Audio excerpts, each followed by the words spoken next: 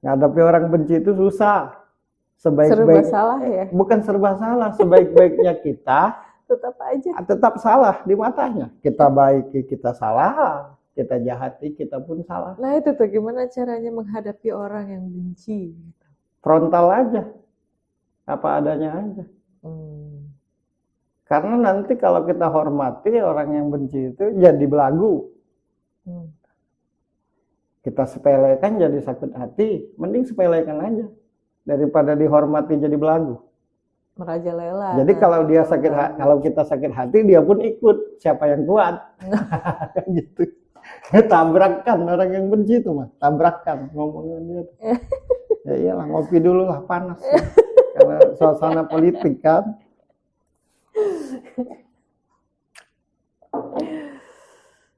Terus Pak Mahfud menurutku keluarganya keluarga yang adem.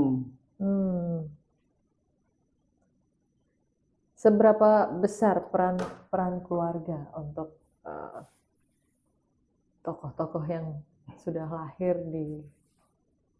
Ya kalau keluarganya tidak adem, tidak akan mungkin jadi sesuatu yang besar kan. Berarti sebelum nanti melihat siapa, bukan hanya tokohnya, bukan hanya personal yang tampaknya aja, tapi melihat juga keluarganya seperti apa. Menurutku keluarga Pak Mahfud keluarga yang adem. Istrinya istri yang adem.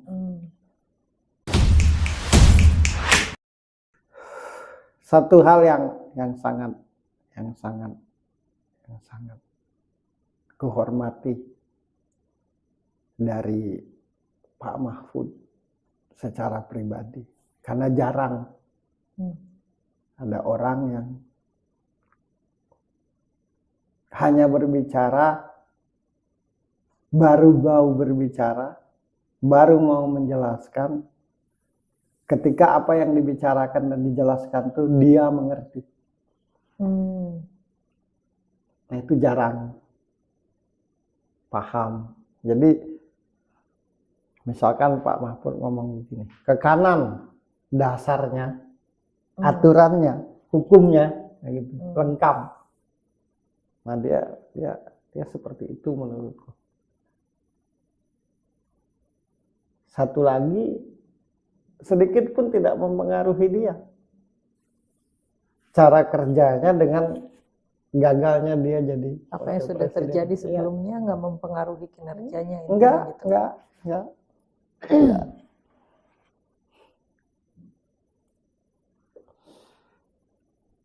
Senang kalau dekat Pak Mahfud tuh. Orangnya mau berbagi.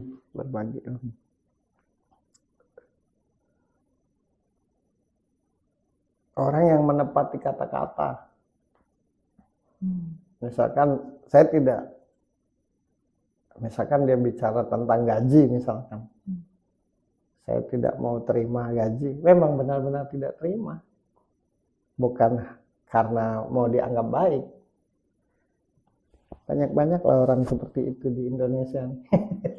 Amin. Biar Indonesia ini akan semakin damai kan. Iya. Tapi nanti nggak menggemaskan lagi dong ya. Terus dia tidak akan, nah satu lagi, orang yang tidak akan mau berdialog atau berdebat di ruang lingkup yang dia tidak mengerti. Jadi benar-benar menyampaikan sesuatu berdasarkan benar-benar ngerti apa yang dia mengerti, paham, dia kuasai. Dia tipe orang yang tidak terima mentah, tidak langsung menerima informasi mentah-mentah, tidak. Jadi disaring, direnungkan, dipikirkan, gitu. Pak Mahfud itu pribadi yang detil banget. detil dan kedetilan dia itu, kedetilan Pak Mahfud itu bukan digunakan untuk mendebat orang, tapi untuk menjelaskan. Oke. Sehingga orang itu mengerti gitu. Jadi apa yang dia sampaikan itu benar-benar tujuannya tuh untuk membuat orang mengerti.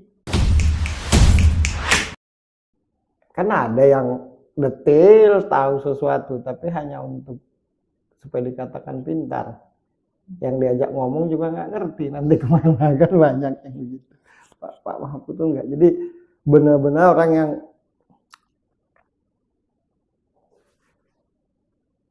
mau memberitahu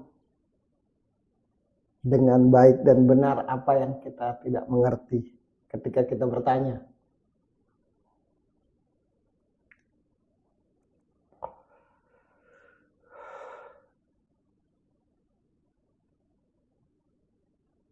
Dia juga pribadi yang pekerja keras. Jadi menurutku sampai di posisi ini benar-benar karena kerja keras. Sampai hari ini Pak Mahfud tetap dikenal di Indonesia ini benar-benar karena dia berilmu. Benar-benar karena dia paham. Luar biasa menurutku. Kan nanti giliran kan kita bahas kan. Iya. Siapa lagi ya? Karena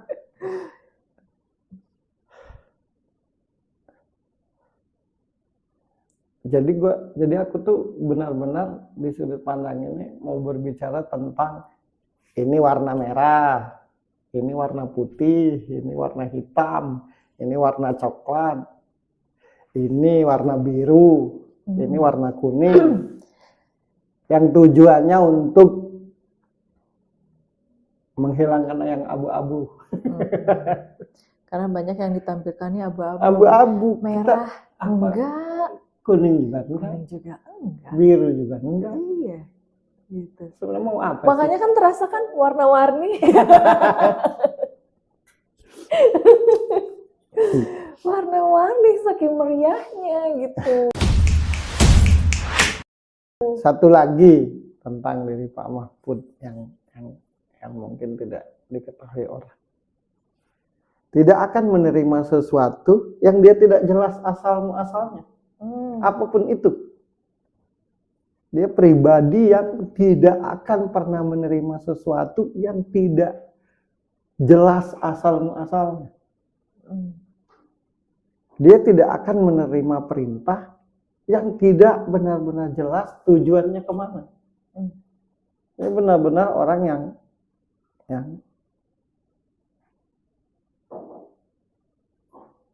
orang berpikir dulu sebelum melakukan sesuatu, memutuskan sesuatu. Iya, dilihat dasarnya apa, baik itu secara hukum dunia maupun secara hukum agama. Jadi dia tidak akan pernah mau menerima apapun, sebutuh apapun, kalau tidak benar-benar jelas asal muasalnya dari mana, tujuannya untuk apa. Jadi pribadi yang benar-benar menghargai dirinya.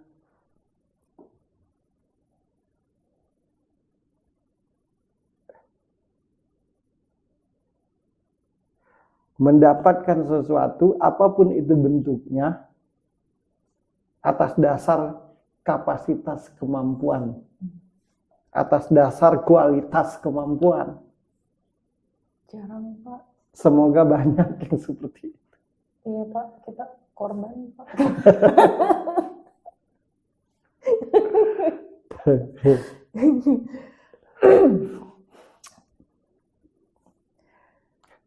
Capek jadi diriku ini. Tidak kujelaskan dan kubaca, tanggung jawabnya dengan Tuhan. Karena aku diberitahu, aku dikasih karunia bisa melihat secara batin. Kalau bahasa supranaturalnya itu melihat secara batin. Oke. Ya kan nanti ada yang ngomong kan semua orang bisa melihat. Nah, Ya kalau gua ngelihatnya 1 meter gitu. ya kalau Kalau lo lu 1 kilo. kalau gini. Kalau mayoritas orang itu melihat apa yang tampak saja. Nah, kalau aku ini melihat atau merasakan di balik itu apa. Nah, gitu. Jadi gini, kita contohin ya. Gimana? Gimana tuh? Nah, ada apakah di balik Kagak kelihatan. Ya gini nih. Hmm. Ada apakah di balik telapak tangan? Nah, orang melihat tangan ya. Aku melihat di balik tangan. Nah, inilah yang akan kuceritakan nanti di sudut pandang ini. Siapapun itu. Oh, wow. Ya biar nggak semena-mena di tanah air tercinta ini. Nanti itu nanti. Ini masih sopan aku bicara tuh. Karena didengar banyak orang. Yang paling menyenangkan kalau ketemu langsung. Nah, jadi gini. Nah, misalkan gini nih. Nih, pegang. Kita contohin dong. Nih. Nah, misalkan tampaknya rokok. Ternyata korek di belakang. Nah, itulah kemampuan gitu. Makanya nanti akan kuceritakan dengan jelas biar yang abu-abu itu hilang. Gimana? Takut nggak? Enggak dong. Enggak dong. Cuma dilihat doang. Nggak perlu takut. Boleh nggak merokok? Kan panas pilpres.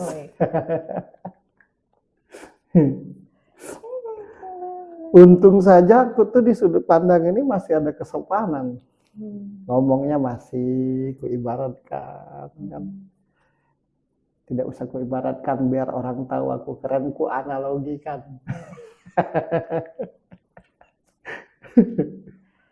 Jadi yang tadinya 10 tahun baru kelihatan apa di balik itu, Iya. bisa jadi 1 tahun.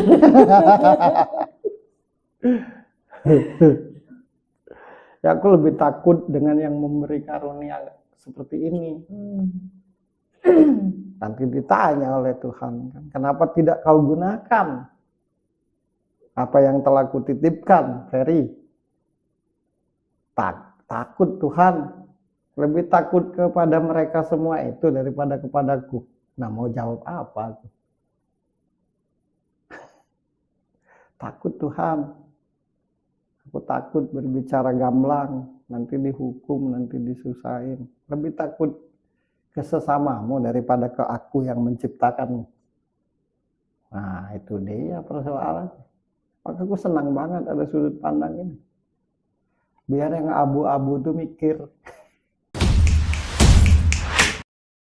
Ya kan, jahat atau baik. Tidak seperti yang kubahas kemarin, orang jahat itu tidak ada menjadi jahat. Jadi jahat. Ya, orang dari jahat jadi licik. Enggak, orang jahat tidak ada menjadi jahat banyak. Kalau orang licik itu sudah terbentuk sejak dari lahir, sejak dari dia bisa berpikir jadi lahir. Licik itu dasarnya karena iri dan dengki. Banyak kan loh misalkan ketemu preman di dalam kehidupan, dia jahat tapi dia tidak iri kan. Banyak kan yang begitu. Nah, orang licik itu dasarnya iri dengki. Itu tuh dari sejak pembentukan dirinya, yang ibu bapaknya makan apa, dapat duitnya dari mana. Misalkan lo hamil nih. Nah, selama masa pertumbuhan kehamilanmu lo makan apa, dari mana asal-muasalnya. Suamimu makan apa, dari mana asal-muasalnya. Maka betapa penting selama 9 bulan 10 hari itu. Itu. Nah, aku tuh sangat tidak suka dengan yang abu-abu itu. Karena bukan hanya Tuhan bukan hanya manusia yang dibohongi. Tuhan pun dibohongi. Maka senang aku bahas Pak Mahfud. Karena menurutku satu kata buat Pak Mahfud tuh, pribadi yang jelas. Pribadi yang beridentitas. Pak tuh 2024 jangan pensiun dulu ya Pak ya. Pak Mahfud Jarang-jarang gitu kan ada yang kayak Jarang. gini. jarang. Yang kayak gini pensiun berkurang dong nanti. Aduh. Tapi nggak apa-apa karena nanti yang abu-abu kan bakal kita bahas satu persatu. Ya, kita bahas. Kita bahas secara gamblang. Aku pun juga mulai malam ini dan seterusnya mau menggunakan bahasa kampung.